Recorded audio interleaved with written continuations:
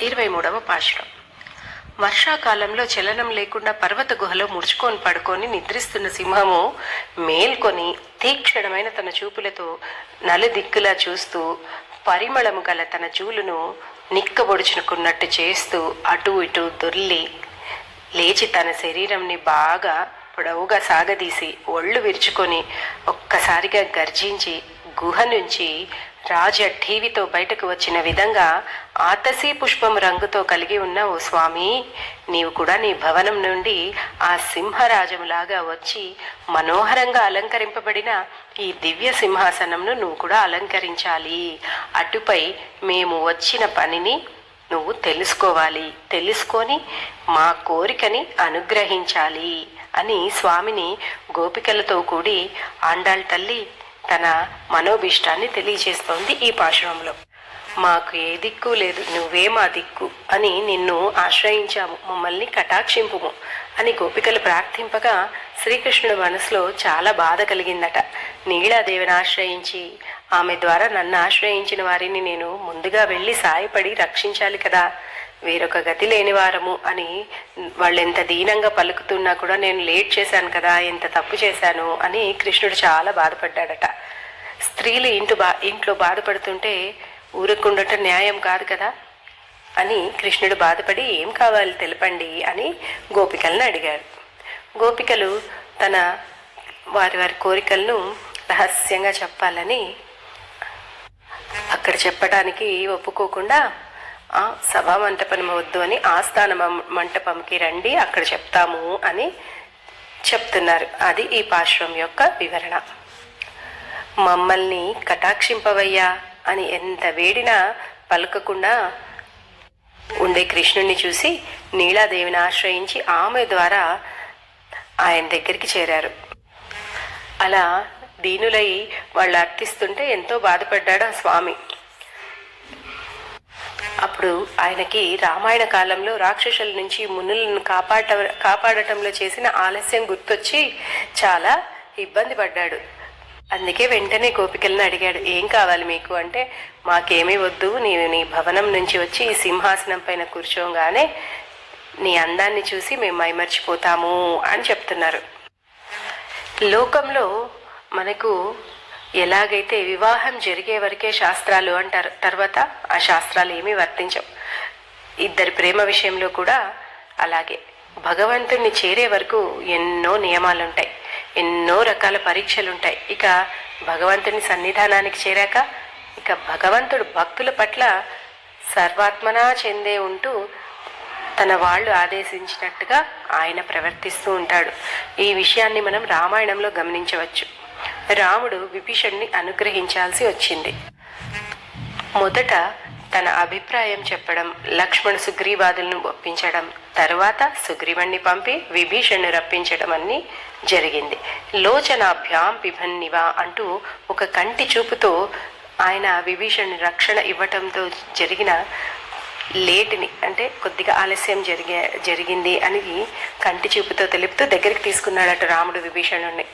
అలాగే మన వాళ్ళంతా స్వామి సన్నిధానానికి చేరగానే స్వామి తన స్వతంత్రాన్ని పక్కకు పెట్టేశాడు.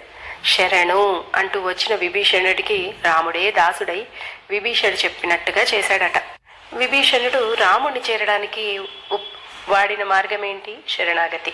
అదే మార్గాన్ని రాముడికి కూడా చెప్పాడట. అలాగే నేను ఎలాగైతే నిన్ను శరణాగతి కోరానే, నువ్వు కూడా ఆ సముద్రుడిని శరణాగతి కోరు అని అడగగా రాముడు ఆ సముద్రుడు రాముడు శరణాగతి ఇవ్వడానికి అర్హుడా కాదా అని కూడా చూడలేదట. ఇది ఆ స్వామివారి తత్వం. ఆ భక్తుడైన విభీషణుడు ఏం చెప్తే ఆ పని చేసేశారు. ఆయన స్వతంత్రాన్ని పక్కన పెట్టేశాడు. అందుకే మన వాళ్ళు నిన్న స్వామిని ఎలా కళ్ళు తెరవాలో కూడా చెప్పారు. ఈరోజు పాటలో గోదాదేవి స్వామిని లేపి క్రమంగా నడిచి వచ్చి సింహాసనంపై కూర్చోబెట్టి మా కోరికలు వినవయ్యా అని ప్రార్థిస్తోంది. కొప్పుడయ శీరియ శింగాశనిత్తిరిందు, నీకు తగిన అద్భుతమైన సింహాసనం ఉంది, దానిపై కూర్చుని ఉంటే మేము అడిగినవి తప్పకుండా నువ్వు ప్రసాదిస్తావు. దానిపై నువ్వు కూర్చుంటే యాం వంద కార్యం ఆరాయందరుள், మేము ఒక పని కోసమై వచ్చాం, మేము ఏం చేయదలుచుకున్నామో తెలుసుకొని మేము ఎలా చెయ్యాలో కూడా మాకు నువ్వు చెప్పు అని అని అడుగుతున్నారు. ఈ ఈ పనిలోనే ఈ ప్రక్రియలో భాగంగానే గోదాదేవి స్వామిని ఎలా లేచి రమ్మని చెప్తుంది అనేది ఒక అద్భుతమైన వర్ణన. గోదాదేవి చెప్పిన తిరుప్పావై కొన్నింటిని తనతో పాటు సమానంగా తీసుకొని వస్తుంది. అందులో ఒకటి పైకి కనిపించే కృష్ణ గోపికల కథ, రెండవది తిరుప్పావై సారాంశమే వేదం కనుక తత్వాన్ని తెలుసుకోవడం కోసం జరిగే ప్రక్రియ ఏమిటి అనేది చెప్తుంది. ఇక మూడవది మనం భగవంతుడిని చూసే స్థానానికి వెళ్ళేటప్పుడు మనల్ని ఎలా సిద్ధం చేసుకోవాలి అని తెలుపుతుంది గోదా తల్లి. భగవంతుణ్ణి చూడగలిగే స్థానం విగ్రహ రూపంలోనే కదా. మరి అది మన ఇంట్లో ఆరాధన చేసుకునే విగ్రహమైనా కావచ్చు, లేకుంటే ఆలయాల్లో ఉండే అర్చామూర్తి అయినా కావచ్చు. ఇక స్వామివారు ఎలా రావాలో చెబుతూ వానాకాలంలో కొండ గుహలో నిద్రించే సింహం తనంతట తాను మేల్కొని బయటకు వచ్చే ప్రక్రియ ఎలా ఉంటుంది అనేది వర్ణిస్తోంది.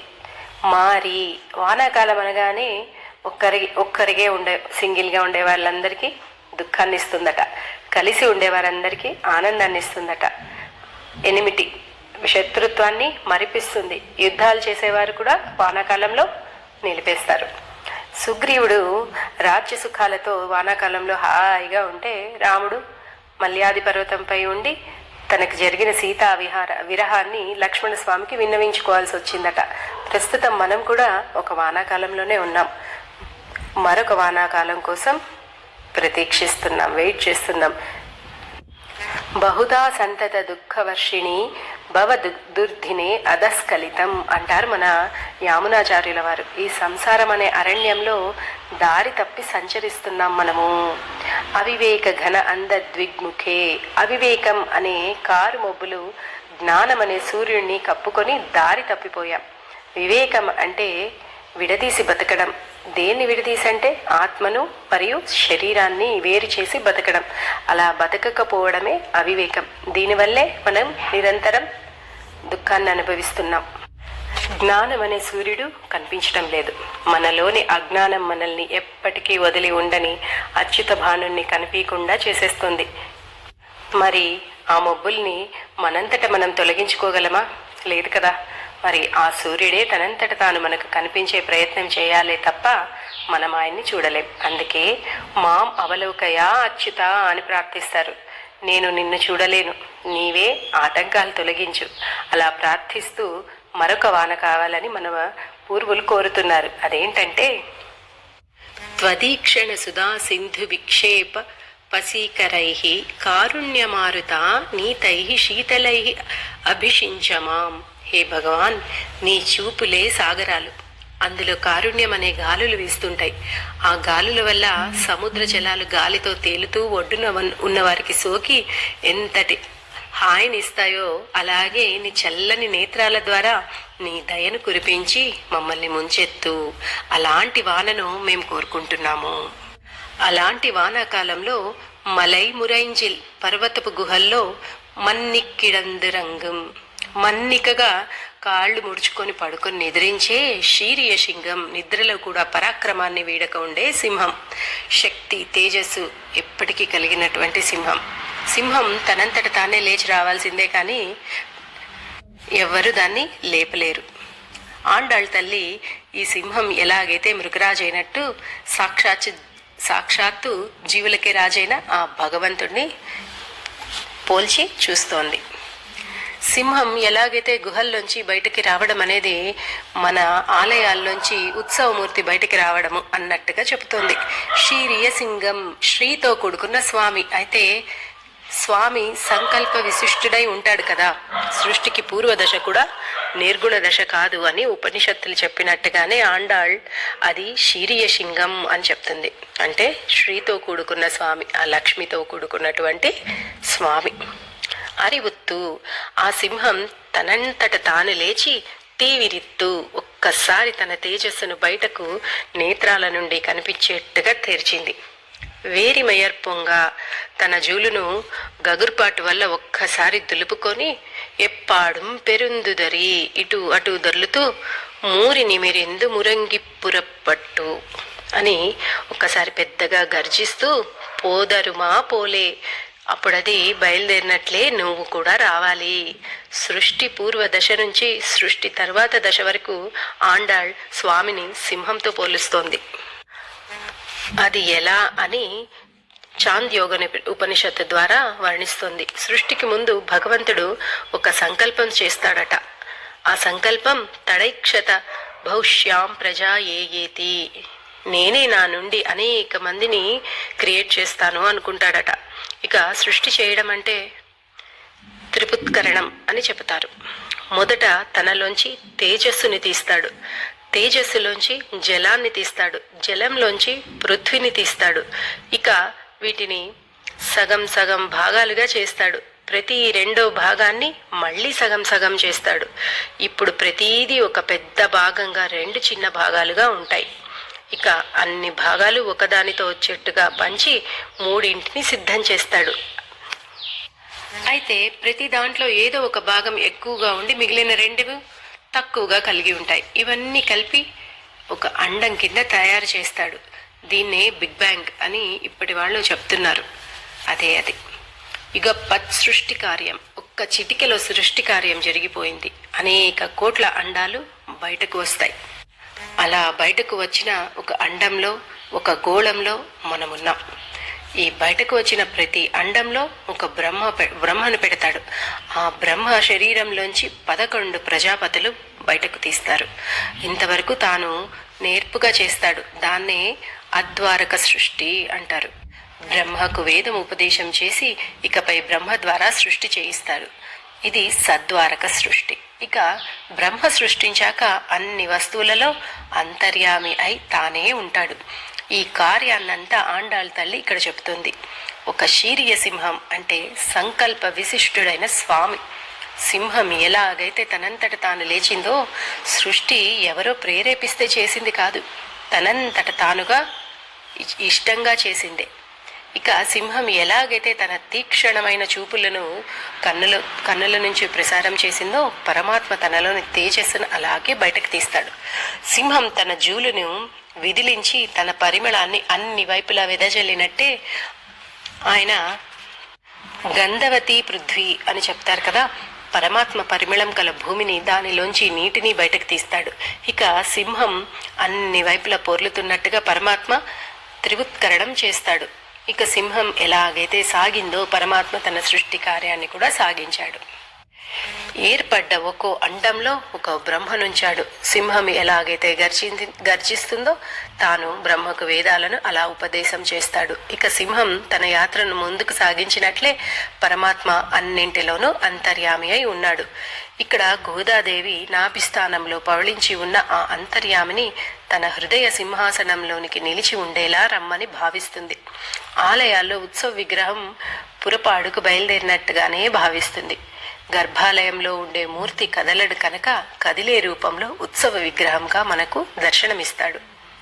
నీ పూవై పూవಣ್ణ, ఆతసీ పుష్పం వంటి సౌందర్యం కలవాడా, ఉన్ కోయిల్ నిండ్రు, నీ కోవెల నుండి అంటే ఓంకారం అనేదే స్వామి ఇల్లు కదా.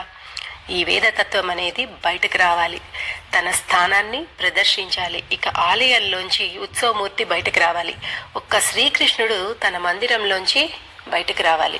ఇవన్నింటినీ ఆండాళ్ తల్లి తన మనసులో భావిస్తోంది. ఇంగనే పొందరిలి, ఇలాగే రావాలి అని చెప్తోంది మన ఆండాళ్ తల్లి. అన్నవయల్ పుదువై ఆండాళ్, హంసవలే నడక నేర్పగలిగేది కదా, తాను కృష్ణుడికి కూడా నేర్పిస్తుంది. మరి కోప్పుడయ శ్రీర్య సింహాసనెత్తిరిందు, అలంకృత సింహాసనంపై కూర్చోమని ప్రార్థిస్తోంది ఆండాళ్ తల్లి. ఇక్కడ సింహాసనం అంటే మన హృదయ సింహాసనం. జ్ఞాన అజ్ఞాన ఐశ్వర్య అనైశ్వర్య ధర్మ అధర్మ వైరాగ్య ఇత్యాదులన్నీ కలిసి ఉండే ఆసనంలోంచి సృష్టికి కావలసిన సృజ్య వస్తువులు వస్తూ ఉంటాయి. ఇక ఆలయాల్లో అయితే ధర్మపీఠాసనం అంటారు. ఇక శ్రీకృష్ణ భవనంలో సింహాసనం. ఇవన్నింటినీ భావిస్తూ ఆండాళ్ శ్రీకృష్ణుని దానిపైన కూర్చోమని చెబుతుంది. హరే శ్రీనివాస.